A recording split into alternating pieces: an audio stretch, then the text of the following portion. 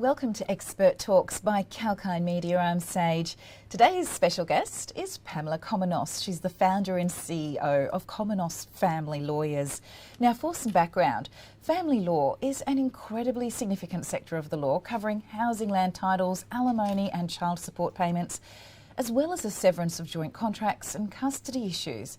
It's especially important as it deals not only with the articles and tenes of legislature, but also with people's relationships, futures and lives. Especially when there are children involved, it's important to handle family law matters in a professional and thoughtful manner.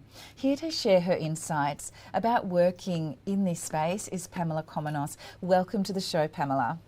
Thank you so much, Sage. How are you? Oh, I'm well, thank you. And I can't wait to get started because I don't think you can ever be too prepared for this type of life event. And it is a life event. I don't think it's, it's up there with marriage. It's up, divorce is one of the hardest things that people can come up against in life.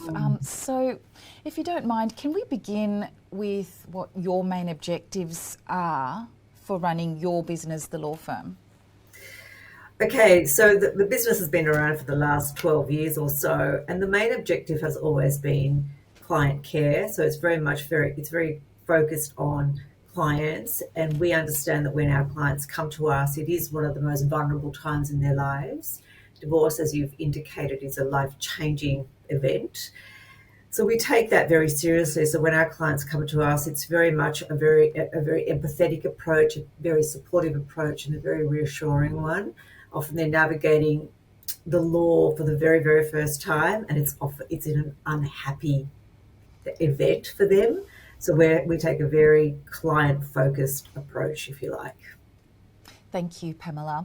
So how important for you as the business owner, and being a female business owner in this space, how important is it for you to align your brand image to the inner workings and mechanics of your corporate strategy, please? So our brand image and inner corporate strategy is very much aligned. I can't see the two not being aligned. The brand image is all about, as I said, a caring, empathetic, do no harm philosophy. And again, everything we do in-house, we work towards meeting those goals. So the practice has a very clear vision, and the clear vision is that we envision a world where people separate with care, respect, and dignity. And everything we do within the practice is all about minimizing harm, always thinking about the best interests of children particularly, and looking at solutions that avoid people having to go into more conflict, which is often the case when you need to go to litigation, for example. So we're always looking for solutions that assist our clients to resolve their matters as amicably and quickly as they possibly can.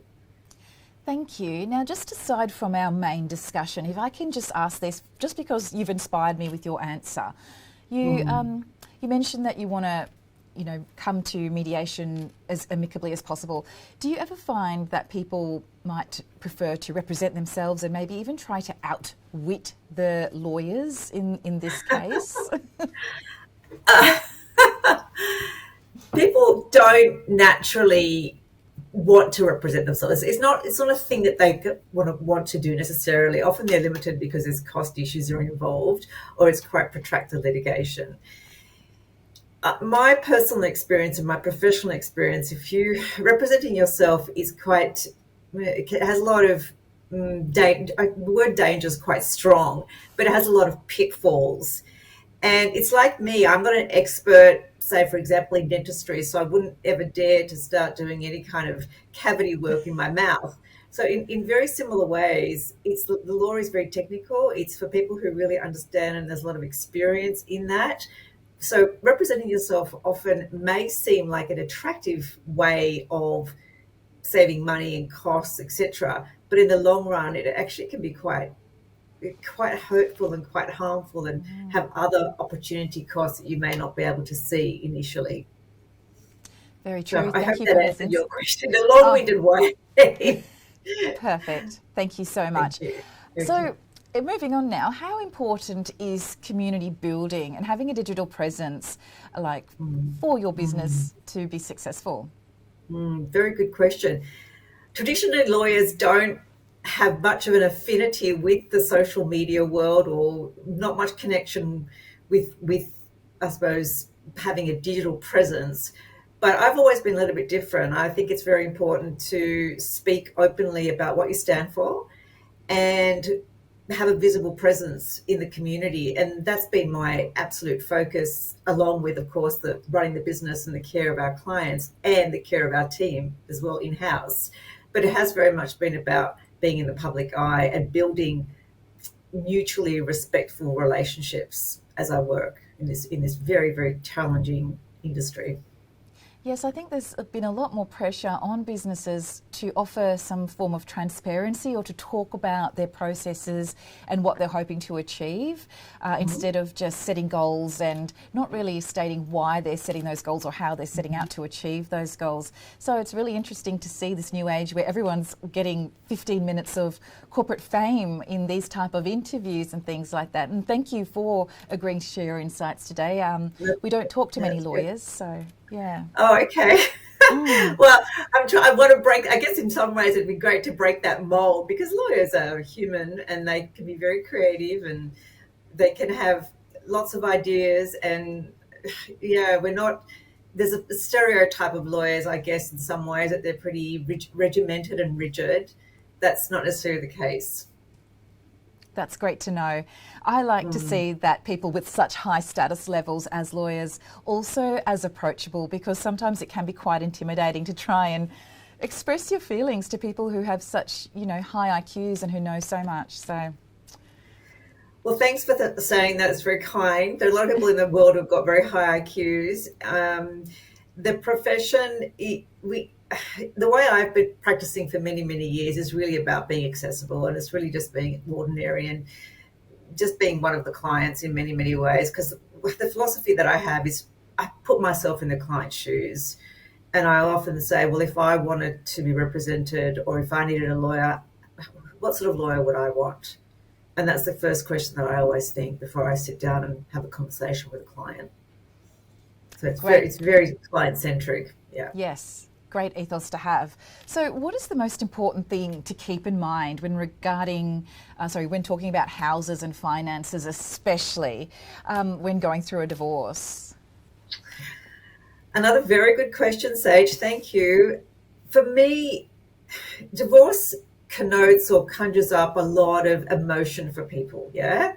So there's a lot of pain and a lot of emotion, and maybe there's some level of upset, distress, maybe even some level of vindictiveness and not being able to let go. And I know it's another very harsh word, but I think if you really want to be clever about it, you need to start thinking from the perspective of it being a commercial decision. So we look at everything from, even though we understand that people are going through a life-changing transition and an event, we take the approach of being commercially minded at all times. So we look at things from the perspective of rational rather than emotional. And again, maybe that's what people are paying me for, essentially, not to be that emotional person, but rather to be rational, calm, and considered, and give them the best commercial outcomes possible. So that's the philosophy that we adopt and approach. And it's not a win, it's not a loser or winner kind of situation. To be honest, it's here you are. It's difficult. There are losses. How do we make the most of what we have right now? You're exactly right. I mean, when people are feeling emotional and the tensions are rising, don't always make the best decisions for yourself, or maybe decisions you may regret in the future. So no, I agree. I agree. Yeah, and that's what I see myself as, a trusted advisor, someone who people come to trust that I have the knowledge and the experience to navigate and support them through this very difficult time, but also not. I try and keep a distance, because that's my role, is to be quite clear and reassuring, but also I don't want to use the word unemotional, because that makes me sound like I'm unempathetic, and I'm not unempathetic. However, not to allow the emotions to take over the commercial reality of the situation. That must be such high-level skills you have there, to be able to blend in being empathetic as well as keeping abreast of the lateral decision-making process and what's best for both parties. Amazing. Do you have any insights on how you can prepare yourself for these type of discussions just before we wind up the discussion? In terms of discussions, going through a separation, telling spouses, I'm unclear a little bit of the question. How you prepare yourself for mediation with couples. Okay, so I'm a lawyer and my role is to represent an individual, so I wouldn't represent a couple at mediation. Right. All right.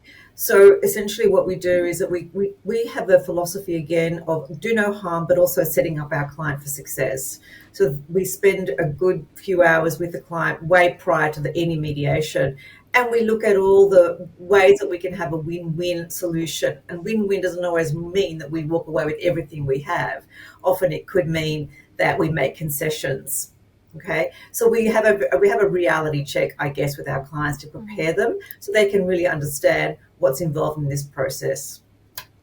Great, thanks so much. So what can we expect from Cominos Family Lawyers? What's in the pipeline? A lot, actually. It's a pretty dynamic business that I'm running and I'm really excited about it. For me, from our perspective, is continuing doing the good work for our clients, of course, is continuing building a really healthy and harmonious and cohesive culture. And that's something that's really, really important to me. We see our family, we see our team as a family. It's got very much a family flavour to it, if you like. The other thing that our business is looking to do is change our pricing, because one of the things that we've been talking about is that this hourly rate can be a real problem for clients, especially when they're uncertain about costs. So we're looking at providing fixed fee services. And finally, what we're looking to do is provide additional services on either end. So if you're in that situation where you're not sure whether you should stay or leave a relationship, we're looking at providing some services to support you. And then following the divorce journey, when it's all done and dusted, how do we rebuild our lives? So they're the things that we're looking at CFL. Wow, sounds amazing. Best of luck with that. And thank you so much for joining us today. Yeah, we really do appreciate your insights. So if you just, have a great day. All right. Now, if you just joined us, we had a very interesting discussion with Pamela Cominos. She's the CEO and founder of Cominos Family Lawyers. Please watch the full interview via Kalkine Media's YouTube channel. And this is Sage reminding you to stay apprised and invest wise with Kalkine Media.